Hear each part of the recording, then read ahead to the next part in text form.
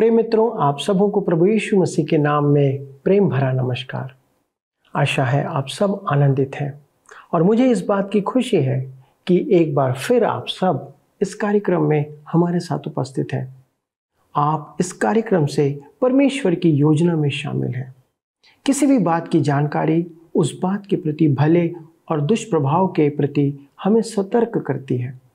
हम सत्य वचन में किसी के बारे में चर्चा नहीं करते, पर इसमें हम अपने ही जीवन के बारे में चर्चा करते, बातें करते, खोजने का प्रयास करते हैं।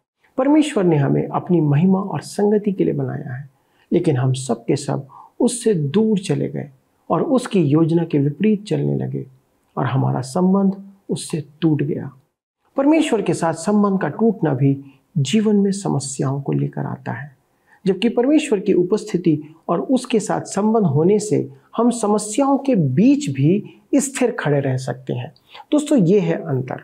इसलिए परमेश्वर के वचन का ज्ञान जितना अधिक हम अर्जित करेंगे, उतना अधिक हम परमेश्वर के नज़दीक जाते जाएंगे, और जितना अधिक हम परमेश्वर के नज़दीक जाते हैं, उतना अधिक समस्याएं हमारे जीवन में कम होती हैं या दूर होती चली जाती हैं। परमेश्वर का वचन जीवन का एक दर्पण है। आप इसमें संपूर्ण जीवन को समझ सकते हैं। इसलिए आइए हम अपने आज के अध्ययन को आरंभ करते हैं और जानने का प्रयास करते हैं कि परमेश्वर ने आज हमारे लिए किस अद्भुत वचन को रखा है और जिसके द्वारा वो हमें आशीष देने जा रहा है। प्रिय मित्रों, आइए आज हम अपने अध्ययन के क्रम में आगे बढ़ते हुए रोमियो की पत्री 7 अध्याय उसके 19 पद से पढ़ें। यहाँ पर इस प्रकार से लिखा हुआ है, क्योंकि जिस अच्छे काम की मैं इच्छा करता हूँ वह तो नहीं करता, परंतु जिस बुराई की इच्छा नहीं करता वही किया करता हूँ। क्या आपको कभी ऐसा अनुभव हुआ है? हम आगे पढ़ते हैं रोमियो की पत्री 7 उसके 20 पद में, अतः यदि मैं वही करता हूँ जिसकी इच्छा नहीं करता, तो उसका करने वाला मैं ना रहा, परंतु पाप जो मुझ में बसा हुआ है। मेरे मित्रों, हमारा पुराना स्वभाव हमारे लिए परेशानी उत्पन्न करता है। रोमी 7 के 21 में लिखा है, इस प्रकार मैं यह व्यवस्था पाता हूँ कि जब भलाई करने की इच्छा करता हूँ तो बुराई मेरे पास आती है। जब आप आत्मा में परमेश्वर की सेवा करने का प्रयास करते हैं, तो क्या आपने कभी अनुभव किया कि पुराना स्वभाव बुराई लाने के लिए वहाँ है? अति संभव है कि कोई बुरा विचार आपके मन में उठे। परमेश्वर की हर एक संतान चाहे कैसी भी स्थिति में हो, उसे यह स्वीकार करना होगा कि उसके प्रत्येक कार्य में प्रत्येक पल बुराई वहां उपस्थित रहती है। इस तथ्य को समझने से चूक जाना मसीह यीशु का विनाश है। रोमियो के पत्री 7 अध्याय के 22 पद में लिखा है, क्योंकि मैं भीतरी मनुष्यत्व से तो परमेश्वर की व्यवस्था से बहुत प्रसन्न रहता हूँ। भीतरी मनुष्यत्व नया स्वभाव है। रोमियो 7 के 23 में लिखा है, परंतु मुझे अपने अंगों में दूसरे प्रकार की व्यवस्था दिखाई पड़ती है, जो मेरी बुद्धि की व्यवस्था से लड़ती है और मुझे पाप की व्यवस्था के बंधन में डालती है जो मेरे अंगों में है। आप उद्धार पाने पर पुराने स्वभाव से मुक्ति नहीं पा लेते हैं, तथापि आपके नए स्वभाव में सामर्थ्य नहीं है। दूसरे प्रकार की व्यवस्था पुराने स्वभाव का परमेश्वर से बैर, जिसके कारण परमेश्वर की सत्यनिष्ठ संतान पुकार उठती है। जैसे पौलुस कहता है रोमियो की पत्री 7 अध्याय उसके 24 पद में, मैं कैसा अभागा मनुष्य हूँ, मुझे इस मृत्यु की देह से कौन छुड़ाएगा। यह किसी उद्धार से वंचित मनुष्य की पुकार नहीं है कि मैं कैसा अभागा मनुष्य हूँ। यह एक उद्धार प्राप्त मनुष्य की पुकार है। अभागा शब्द में संघर्षों के कारण थकान का भाव है। मुझे कौन छुड़ाएगा। वह असहाय है, वह चित पड़ा है, वह हार चुका है। वृद्ध याकूब की नाई वह लंगड़ा हो गया है, वह बाहरी सहायता की पुकार कर रहा है। रोमियो की पत्री 7 अध्याय के 25 पद में लिखा है, हमारे प्रभु यीशु मसीह के द्वारा परमेश्वर का धन्यवाद हो। इसलिए मैं आप बुद्धि से तो परमेश्वर की व्यवस्था का, परंतु शरीर से पाप की व्यवस्था का सेवन करता हूँ। हमारे प्रभु यीशु मसीह के द्वारा परमेश्वर जो मुक्तिदाता है, का धन्यवाद हो। यह पौलुस की घोर संकटकालीन पुकार का उत्तर है। परमेश्वर ने मुक्ति दिलाई है।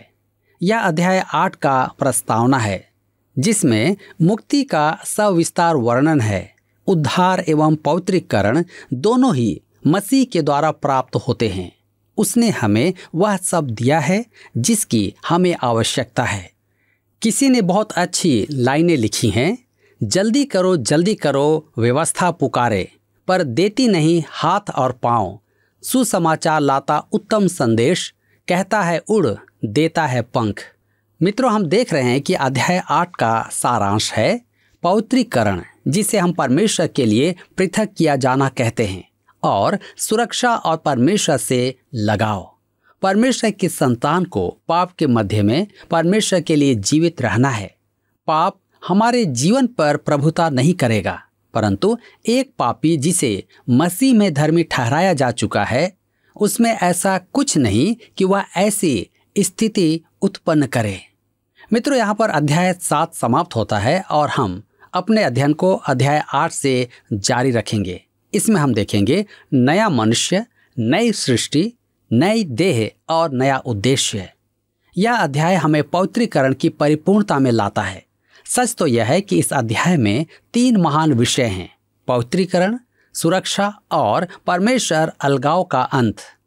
इस अध्याय में सामर्थ्यहीन पवित्रीकरण के विपरीत सामर्थी पवित्रीकरण है। इस अध्याय में हम हमारे पवित्रीकरण के निमित्त परमेश्वर की नई व्यवस्था देखते हैं। इस संपूर्ण पत्री में तो मैं अपने आप को असमर्थ मानता हूँ, परंतु यहाँ विशेष करके मैं इन तथ्यों को समझने और समझाने में अपने आप को पूर्ण रूपेण असमर्थ महसूस करता हूँ। यह पत्री ऐसी महिमामय एवं महान है कि हम जो कर सकते हैं वह केवल यह है कि मूसा की नाई जलती हुई झाड़ी के निकट बिना जूता पहने और बिना सिर ढांके खड़े रहें। इसकी महिमा और महानता को पूरी तरह न समझें और न पहचानें। मेरे मित्रों, अध्याय 8 रोमियो की पत्री की पराकाष्ठा है। यह तथ्य इस महान पत्री के टीकाकारों द्वारा स्वीकार किया गया है।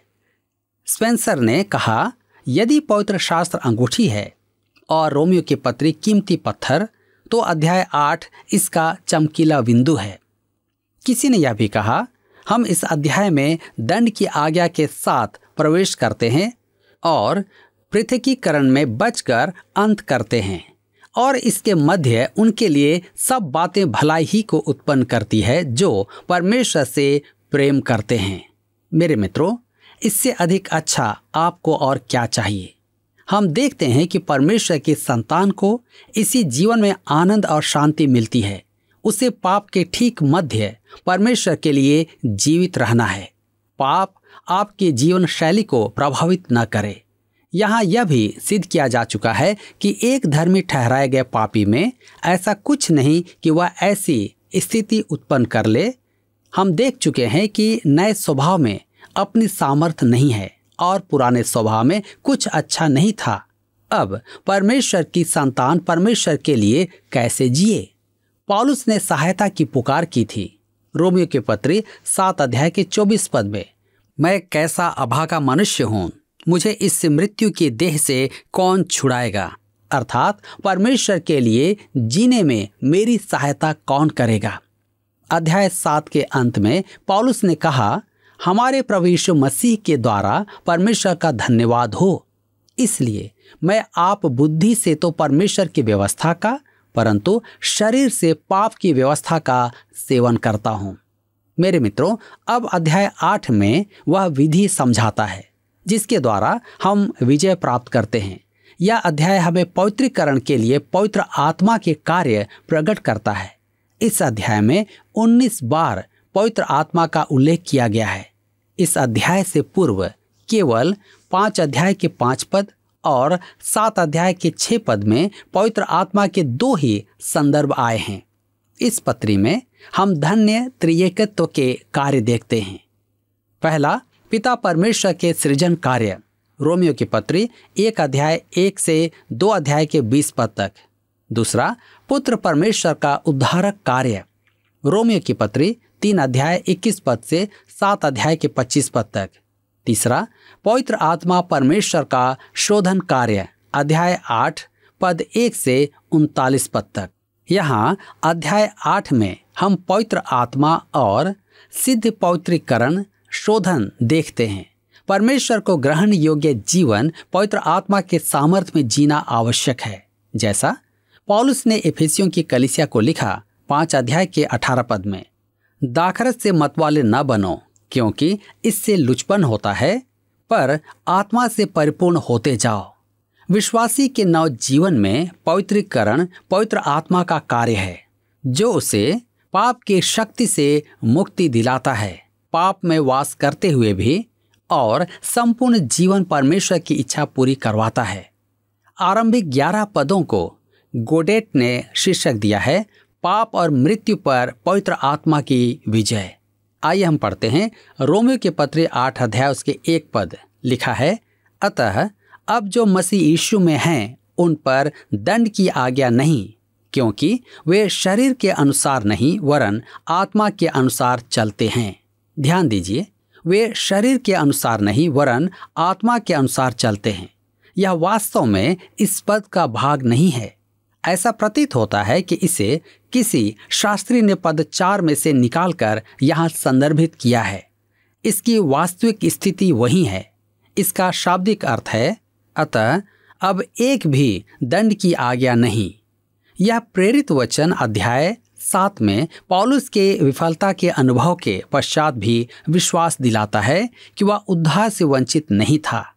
वे जो मसीह यीशु में हैं, उन पर दंड की आज्ञा नहीं है, तथापि वह मसीही जीवन का आनंद लेने में समर्थ नहीं था। वह असफल था, वह एक अभागा मनुष्य था। परमेश्वर चाहता था कि वह इस जीवन में आनंदित रहे। उसे यह अवस्था कैसे प्राप्त होगी? अगले पद पर ध्यान दीजिए, रोमी के पत्र 8 उसके 2 पद में, क्योंकि जीवन की आत्मा की व्यवस्था ने मसीह यीशु में मुझे पाप की और मृत्यु की व्यवस्था से स्वतंत्र कर दिया। मेरे मित्रों, यह पद बहुत महत्वपूर्ण है। यह शब्द क्योंकि इस अध्याय में 17 बार काम में लिया गया है, क्योंकि यह शब्द इस संपूर्ण अध्याय को जोड़ने वाला संयोजक है। यह वह शब्द है जो मस्तिष्क से श्रम की मांग करता है। हमें प्रेरित पौलुस के तर्क को समझने की आवश्यकता है। रोमियो की पत्री के एक महान टीकाकार ने कहा है कि यदि आप पौलुस के तर्क को समझ नहीं सकते तो आपको उसकी बात सही सही समझ में नहीं आएगी।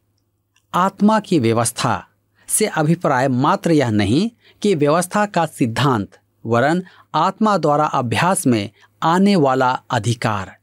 जीवन की व्यवस्था का अभिप्राय पवित्र आत्मा से है, जो जीवन दाता है, क्योंकि वह मूल रूप से जीवन है। वह जीवन का आत्मा है। आगे देखते हैं, मसीह यीशु में। इसका अर्थ है कि पवित्र आत्मा मसीह यीशु के साथ सर्वांगीण एकता में है, क्योंकि विश्वासी मसीह के जीवन में सहभागी है। अतः वह विश्वासी को स्वतंत्र कर देता है।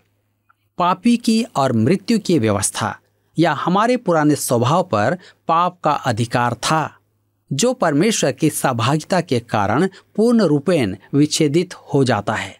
नया स्वभाव तो बेड़ियों को तोड़ने में सक्षम नहीं था। यह तो उच्च अधिकार और सामर्थ्य था जिसके द्वारा यह काम संपन्न हुआ। यह पवित्र आत्मा है। पवित्र आत्मा इस नए स्वभाव में क्रियाशील होता है, जो मसीह के जीवन में जीवित रूप से जुड़ा हुआ है। रोमियो के पत्र 7 अध्याय में व्यक्त मनुष्य जो मृतक देह से जुड़ा हुआ था, अब वह जीवित मसीह से जुड़ा हुआ भी है। आइए हम पढ़ते हैं रोमियो के पत्र 8 अध्याय उसके 3 और 4 पद। यहाँ पर इस प्रकार से लिखा है, क्योंकि जो काम व्यवस्था शरीर के कारण दुर्बल होकर न कर सकी, उसको परमेश्वर ने किया, अर्थात अपने ही पुत्र को पाप में शरीर की समानता में और पाप बलि होने के लिए भेजकर शरीर में पाप का दंड की आज्ञा दी, इसलिए कि व्यवस्था की विधि हम में जो शरीर के अनुसार नहीं वरन आत्मा के अनुसार चलते हैं पूरी की जाए। मेरे मित्रों, यहाँ हमारे पास संपूर्ण विषय का सार है। मैं अपनी व्याख्या प्रस्तुत करना चाहता हूँ। जो उन अनेक बातों को प्रकट करेगी जिन्हें समझने की हमें आवश्यकता है, क्योंकि व्यवस्था के लिए असंभव बातें जो देह के द्वारा असंभव थी, परमेश्वर ने अपने पुत्र को पाप की देह के स्वरूप करके भेजा, और पाप के संबंध में देह ने देह में ही पाप निवारण किया, जिससे कि व्यवस्था की धार्मिकता हम में जो देह के अनुसार नहीं आत्मा के अनुसार चलते हैं पूरी हो जाए। मनुष्य में धार्मिकता उत्पन्न करना व्यवस्था के लिए असंभव कार्य था। मेरे मित्रों, यह व्यवस्था का दोष नहीं है, दोष वास्तव में मनुष्य में था, उसकी देह में वास करने वाले पाप का था। रोमियो की पत्री 7 अध्याय उसके 18 पद में पौलुस ने कहा, क्योंकि मैं जानता हूं कि मुझ में अर्थात मेरे शरीर में कोई अच्छी वस्तु वास नहीं करती। इच्छा तो मुझ में है, परंतु भले काम मुझसे बन नहीं पड़ते। मेरे मित्रों, यह धर्मशास्त्र और सर्वथा सत्य है। मनुष्य पूरा का पूरा भ्रष्ट है। इसका अर्थ यह नहीं कि सड़क पर चलने वाला कोई मनुष्य या पड़ोस में रहने वाला कोई जन या पाप में लिप्त कोई मनुष्य या आप हैं और मैं हूं। पवित्र आत्मा असंभव कार्य करता है। पवित्र आत्मा तो दुर्बल और पापी देह में पवित्र जीवन उत्पन्न कर सकता है। मैं एक अति पारिवारिक उदाहरण देता हूं। एक गृहिणी ने नाश्ते के बाद दिन के भोजन के लिए खाना स्टोव पर चढ़ाया। इसी बीच उसकी किसी सहेली का फोन आ गया और बातें करते करते बहुत समय लग गया। तभी उसे रसोई से कुछ जलने की गंध आई। उसने अपनी सहेली से अनुमति ली और फोन बंद किया। अब वह रसोई में गई तो खाना जलकर कड़क हो गया था। उसने चम्मच से खाना निकालने का प्रयास तो किया, परंतु असफल रही। अतः उसने कड़छी से उसे निकाला। चम्मच तो अच्छा था, परंतु भोजन खराब हो गया था, वह जल गया था। अतः वह काम जो चम्मच नहीं कर पाया वह कड़छी ने किया। मेरे मित्रों, इसी प्रकार व्यवस्था अच्छी होते हुए भी सामर्थ्य नहीं थी। वह हमें उबारने में असफल रही। अतः एक नई व्यवस्था लाई गई, पवित्र आत्मा। व्यवस्था जिस काम को करने में असफल थी, उसे करने में पवित्र आत्मा सामर्थ्य था। इस कारण आपको और मुझे मसीही जीवन जीना है। यही नई व्यवस्था है। हमें अपने प्रयासों द्वारा स्वयं को उबारने का प्रयास नहीं करना है। हम कभी सफल नहीं होंगे। जी हाँ मेरे मित्रों, हम संकल्प करके कह सकते हैं, मैं और अधिक अच्छा काम करूंगा। हम सब ने यह संकल्प किया होगा, परंतु क्या हम सफल हुए? क्या हमने वही पुराने काम नहीं दोहराए? परमेश्वर इस नए असफल काम को करने में सफल हुआ। उसने अपना पुत्र भेजा। पापी देह की समानता में अपना स्वभाव सीमित किया। मसीह की देह हमारी देह के सदृश ही थी, परंतु उसमें पाप नहीं था। देखिए, इब्रानियों को लिखे संदेश में लेखक इसी बात को कैसे प्रस्तुत करता है। इब्रानियों के पत्र 2 अध्याय उसके 14 पद 16 से 17 पद में, इसलिए जबकि लड़के मांस और लहू के भागी हैं, तो वह आप भी उनके समान उनका सहभागी हो गया, ताकि मृत्यु के द्वारा उसे, जिसे मृत्यु पर शक्ति मिली थी, अर्थात शैतान को निकम्मा कर दे। क्योंकि वह तो स्वर्गदूतों को नहीं वरन अब्राहम के वंश को संभालता है। इस कारण उसको चाहिए था कि सब बातों में अपने भाइयों के समान बने, जिससे वह उन बातों में जो परमेश्वर से संबंध रखती हैं एक दयालु और विश्वास योग्य महायाजक बने, ताकि लोगों के पापों के लिए प्रायश्चित करे। और इब्रानियों के पत्र 7 अध्याय उसके 26 पद में वह कहता है, अतः ऐसा ही महायाजक हमारे योग्य था, जो पवित्र और निष्कपट और निर्मल और पापियों से अलग और स्वर्ग से भी ऊंचा किया हुआ हो। तदुपरांत इब्रानियों के पत्र 10 अध्याय उसके 5 और 6 पद में लिखा है, इसी कारण वह जगत में आते समय कहता है, बलिदान और भेंट तूने न चाही, पर मेरे लिए एक देह तैयार की। होम बलि और पाप बलियों से तो प्रसन्न नहीं हुआ। मेरे मित्रों, हमारी देह में पाप की जड़ तक पहुंचने की यह परमेश्वर की विधि थी, वरन हमारे मन एवं आत्मा में भी। वह पापी देह को क्रूस पर दंडित एवं घात करने में सफल हुआ, जिससे कि उसे मनुष्यों पर अधिकार न रहे। परमेश्वर पाप के निवारण में सफल हुआ। जी हाँ, मसीह हमारे समान बना। यह कैसे अनुग्रह का प्रदर्शन है। हमारे देह में पाप निकम्मा ठहराया गया। अनेक निष्ठावान मनुष्यों के इस विश्वासी के उपरांत भी कि पाप का हमारी देह से निष्कासन हो चुका है, ऐसा नहीं हुआ। हमारी देह को मुक्ति पाना है। पहला कुरिन्थियों की पत्री 15 अध्याय उसके 44 पद में पौलुस कहता है कि आत्मिक देह जी उठती है। आज पवित्र आत्मा देह में पाप का मुक्तिदाता है। अनेक विश्वासी सोचते हैं कि मसीह आकर हमें इस पापी संसार से ले जाए तो अच्छा हो। मैं तो चाहता हूं कि वह इसी समय आ जाए, परंतु इससे भी अच्छी एक बात और है। वह हमें सामर्थ्य प्रदान करता है कि हम इस पापी संसार में जहां भी हैं वहां मसीही जीवन जिएं। यह तो और भी अधिक अद्भुत बात है।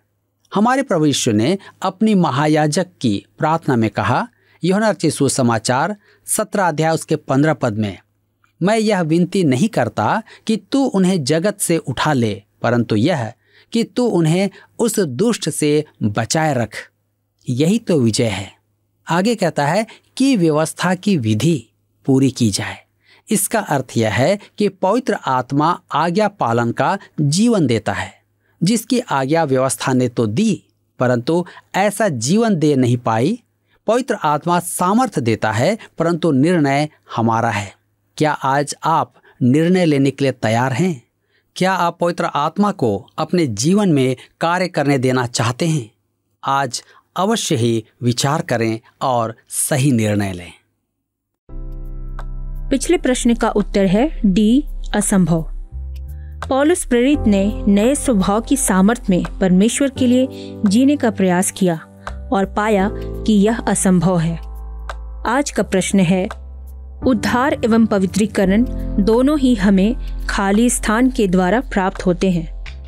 ए, व्यवस्था, बी, बपतिस्मा, सी, मसीह, डी, भले कार्यों। मित्रों, इस प्रश्न का उत्तर हमें कल सुबह 6 बजे से पहले विकल्प ए, बी, सी या डी के साथ अपना नाम, पता, स्थान के साथ 9651433397 पर SMS या WhatsApp करें।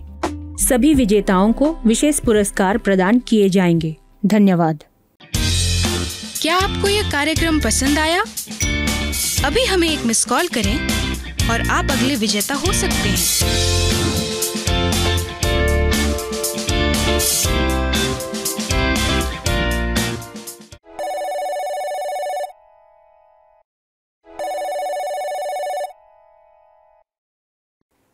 प्रिय मित्रों, चाहे हमने कुछ भी क्यों ना किया हो, कितना ही पाप क्यों ना किया हो, तो भी परमेश्वर हमारी उस परिस्थिति में भी हमें आशीष देना चाहता है।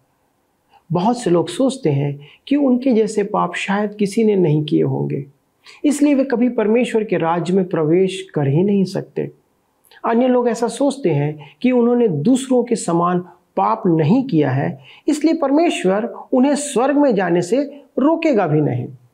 हमारी वर्तमान अवस्था क्या है, ये मायने नहीं रखती दोस्तों। यदि एक पापी मसीह के बलिदान को समझकर पश्चाताप करता है, तो वह चाहे किसी भी प्रकार का पाप क्यों न किया हो, परमेश्वर प्रभु यीशु मसीह के बलिदान के कारण उसे माफ करता है, क्षमा कर देता है। लेकिन एक व्यक्ति जो एक उच्च नैतिक जीवन क्यों न जीता हो, पर उसने अपने छोटे मोटे पाप की भी क्षमा नहीं मांगा है या नहीं पाया है, तो वह परमेश्वर के राज्य में कभी प्रवेश नहीं करेगा। वचन कहता है, सो अब जो मसीह यीशु में है उन पर दंड की आज्ञा नहीं, क्योंकि वे शरीर के अनुसार नहीं वरन आत्मा के अनुसार चलते हैं। दोस्तों, ये मायने नहीं रखता कि हम क्या थे। यदि हमने मसीह यीशु को अपना हृदय दे दिया है, तो हम पर दंड की आज्ञा निरस्त कर दी गई है, कैंसिल कर दी गई है। क्या आपने यह आश्वासन अपने जीवन में अनुभव किया है आज तक? या आज भी आप पापों में अपना जीवन व्यतीत कर रहे हैं, तो परमेश्वर का वचन स्पष्ट कहता है कि कोई बात नहीं, आप आज भी यीशु की धार्मिकता को पहनकर परमेश्वर के दंड से बच सकते हैं। क्या आज मैं इस संबंध में आपके लिए प्रार्थना कर सकता हूं कि आप भी परमेश्वर के दंड से बच सकते हैं? आइए हम प्रार्थना करें और अपने आप को परमेश्वर के सन्मुख समर्पित करें। हमारे स्वर्गीय पिता, हम प्रार्थना करते हैं प्रभु कि आपने हम पर इस रीति से दया किया कि जब आपने पाया कि हम दंड के योग्य थे, आपने मसीह यीशु को उस दंड से हमें बचाने के लिए बलिदान किया। प्रभु, आज हमारे जितने भी दर्शकों ने इस बात को सुना कि वे दंड के भागी हैं, अपने पापों के कारण और अपने पापी स्वभाव के कारण वे आपके सन्मुख दोषी हैं, लेकिन आपके वचन ने उन्हें ढालस दिया है, एक सांत्वना दिया है कि वे पाप से बच सकते हैं, पाप के दंड से बच सकते हैं, पाप के प्रभाव से बच सकते हैं। और यदि वे आज अपने आप को आपके सन्मुख समर्पित करते हैं, तो हमारी प्रार्थना है पिता, उनके टूटे हृदयों को ग्रहण करें, पापों की क्षमा प्रदान करें, अपने स्वर्गीय राज्य के वारिस होने के लिए उन्हें चुनाव कर ले और होने दे प्रभु कि वे अद्भुत आशीषों को जो प्रभु यीशु मसीह में है उसे वो प्राप्त करने पाए। हमारे सारे दर्शकों के लिए विशेष विनती है, आपका अनुग्रह उन पर बना रहे। उनके परिवारों के लिए प्रार्थना करते प्रभु, इनके परिवार आपकी महिमा का कारण हो, प्रतिदिन की आत्मिक संगति का स्थान हो प्रभु, बच्चों में वचन के प्रति जोश भरने वाला परिवार हो और आपकी सेवा करने के लिए प्रेम करने वाला हृदय वाला ये परिवार हो, ताकि प्रभु ये सारे लोग आपकी महिमा को प्रकट करते चले जाएं। आदर और महिमा आपको देते पिता, विनती यीशु के नाम से मांगते हैं, आमीन। दोस्तों, यदि आज के वचन ने आपको किसी रीति से प्रभावित किया है तो कृपया 0444-908-1246 अर्थात 0444-908-1246 पर एक मिस कॉल करें या फिर 9651433397 पर फोन या मैसेज के द्वारा हमें इस बात को सूचित करें। अगले प्रसारण में इस अध्ययन को आगे बढ़ाएंगे। आज के दिन हमारे साथ शामिल होने के लिए प्रभु आपको बहुतायत से आशीष दे। नमस्कार।